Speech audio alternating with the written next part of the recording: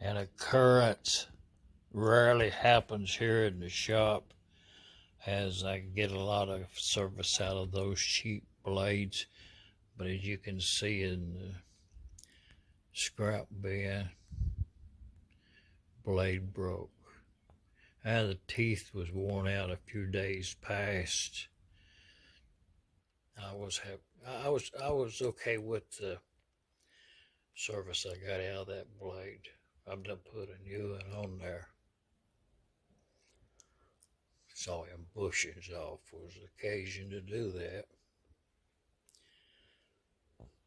I say bushings, a collar to go around them bushings.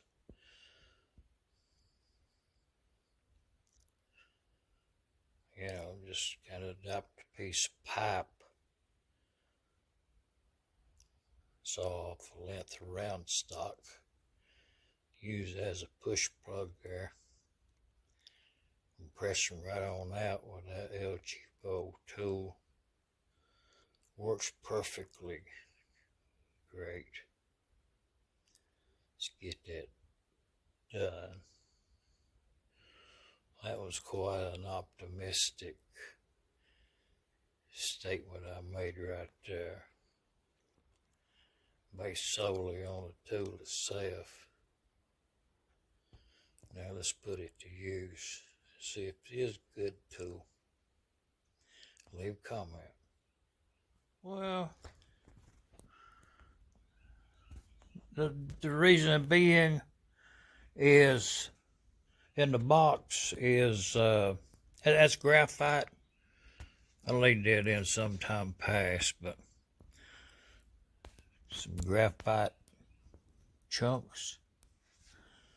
That's about 8 by 8 on that one right there.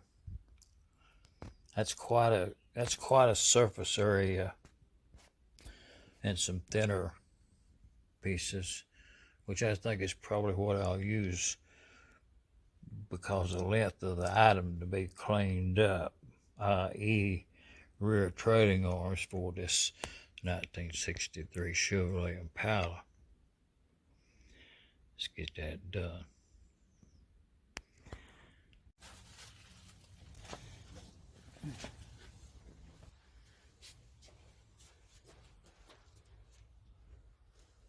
Oh, okay, how, what else do we need? Something to lay across there too. Okay, I have to take the bushings out first. Well, that's how you want to do it. Huh? It still work the other way. You put them right on in there. Oh yeah, okay. So let's have one of them over here. Oh, you need to put both of them in there, I think. Okay. Right like this. Yeah, okay, I think you probably... I think it'll work better if you put them both, hang them, and, okay. and then move them. Okay.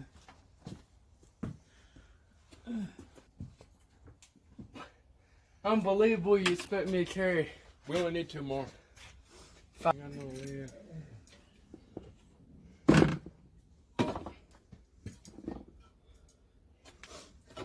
What was it for? Let's go over in there.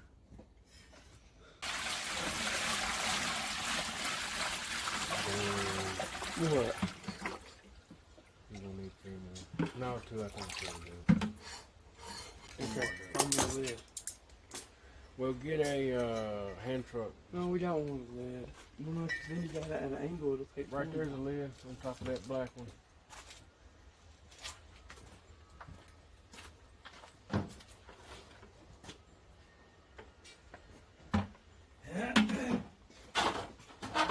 I heard the discussion over here. Yeah. It's a long ways down there, ain't it? Did one of them already fail?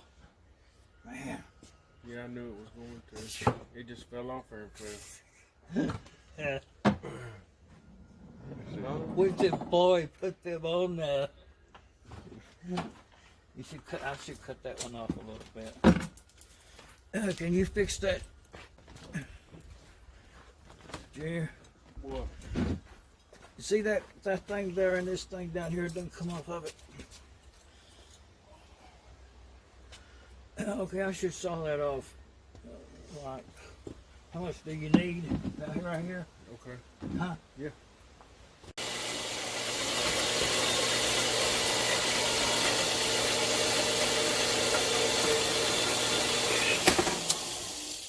That's what I'm talking about. One more cut. Brand new blade.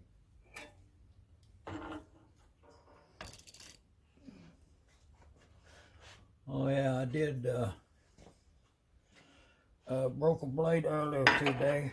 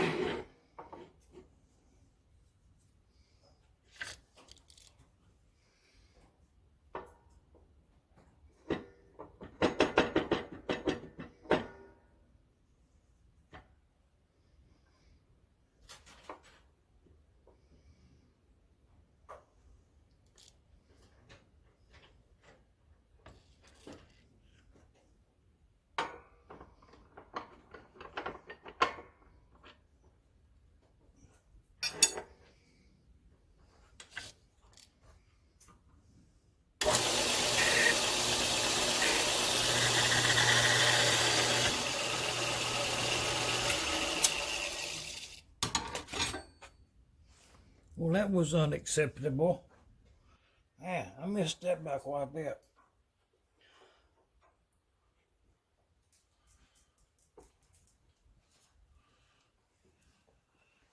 You know,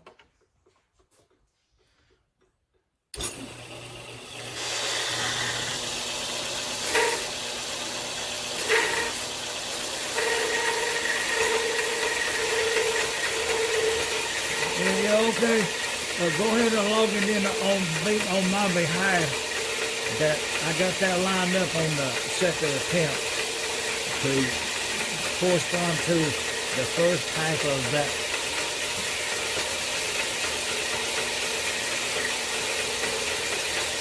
Saw cut.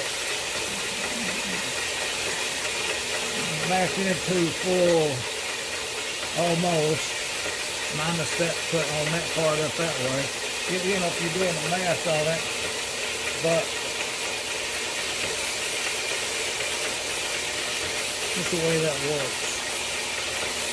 I'll make a note over on that black page. I pointed that out to you, you know.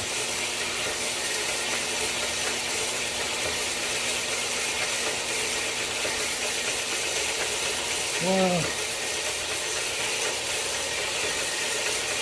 that being one thing about a job shop is the sound, sight and sound. Like that blade going by there, when they welded it together, it wasn't a very good job. And so it has that railroad track, typical track sound, which is quite soothing. You don't expect to hear that. And then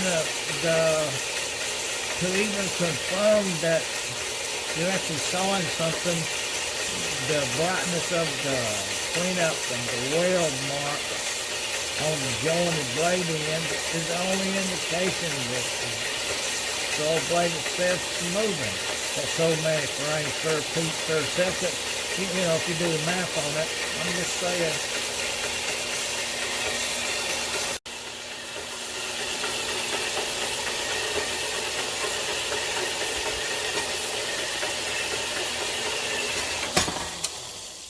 Well, yeah, I'm all right with that. You couldn't ask for better service from a saw. How many gallons is that? With all fanfare of electrolysis tank setup, I'm gonna bust right in here mid-sentence, so to speak, as done already got all this done, and ain't what, you know, ain't much There's a video on the YouTube, Shop Dog Sam put it up a long time ago about this electrolysis, you know, as simple as it can be in its own operations. One of them kind of processes, you know, most of the time, if you went to a country school, you would have already have learned about electrolysis back in the early years. You know, like 4th grade science, I guess. To simplify that, is down underneath that water there, I got 2 rear trailing arms from a 1963 Chevrolet being derusted by those graphite, I think them's anodes. Quote me if I'm wrong. The part that goes over sacrificial is an anode probably.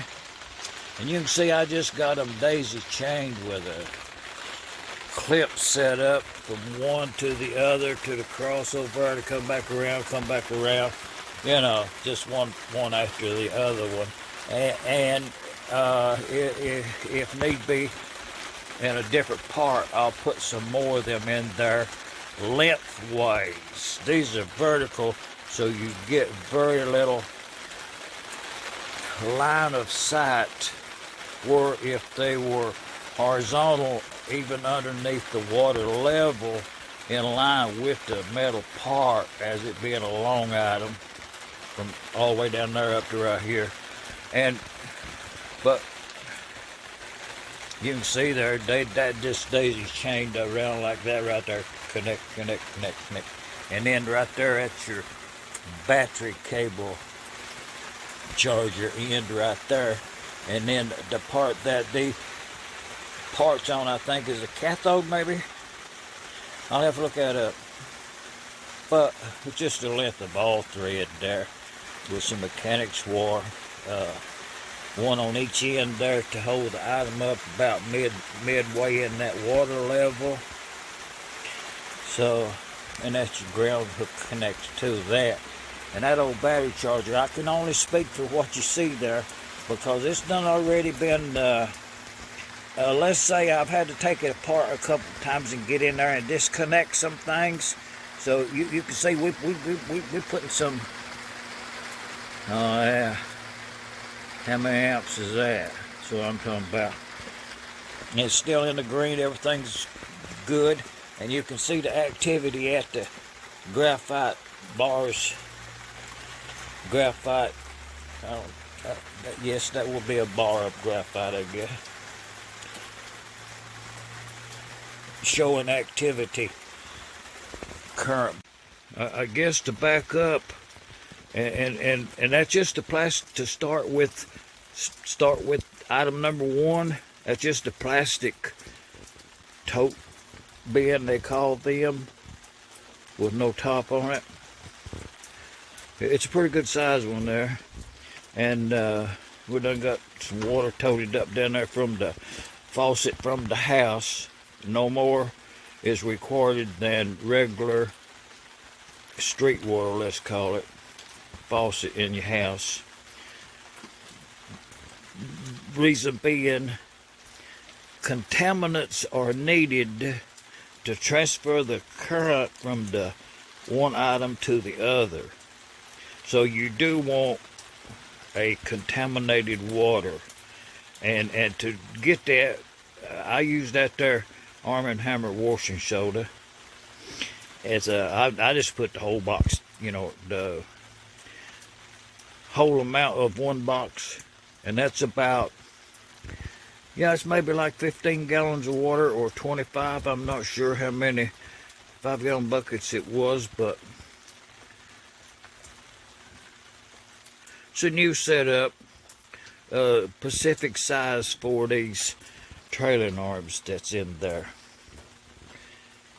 So we'll look at them when we get them out. Y'all leave a comment. That's a wiring diagram. You know,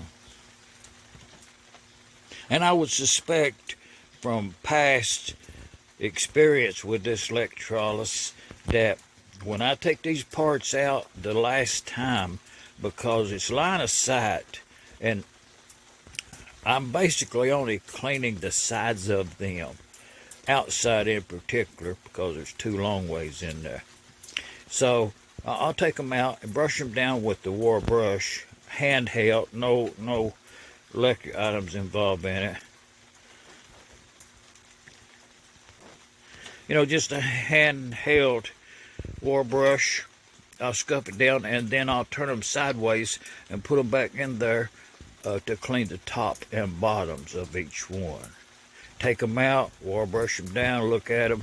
If they need to be turned a different way, or an anode needs to be moved up or down, or whatever needs to be took at that time, that's the way we'll deal with it. So you see I'm outdoors here.